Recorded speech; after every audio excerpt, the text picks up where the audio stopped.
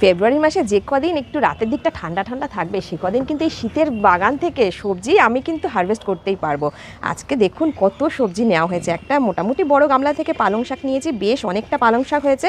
আজকে রান্না করলে 4-5 জন খেতে পারবে এই পালং শাক। এরপরে রয়েছে বেগুন, 2 রকমের বেগুন রয়েছে, একটু একটু বড় বেগুন আর এটা একটু ছোটো বেগুন।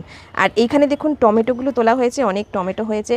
পরপর প্রতিদিনই 1 দিন 2 দিন পরপরই সব টমেটোগুলো তুলে নিয়ে যাচ্ছি। এটা একটা ট্রে পুরো ভর্তি হয়ে গেছে। আরও আরেকটা ট্রেতে দেখুন কত সবজি রয়েছে। এখানে রয়েছে শিম। সেই জুলাই মাসে বসিয়েছিলাম, তারপর থেকেই সেই নভেম্বর থেকে শিম তোলা হচ্ছে। পুরো দেখুন এক ট্রে ভর্তি হয়ে গেছে।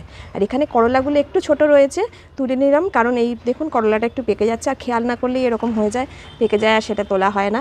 আর এর সাথে নিয়ে নিয়েছি একটু ধনেপাতা, আজকে রান্নায় লাগবে তাই। এই হলো আজকে এই ট্রেটা তোলা হয়েছে, একটা বড় ট্রে আর এই একটা প্লেট, এই দুটোতে সবজি তুলেছি। দেখুন আমি হাতে ধরে রাখতে পারছি না।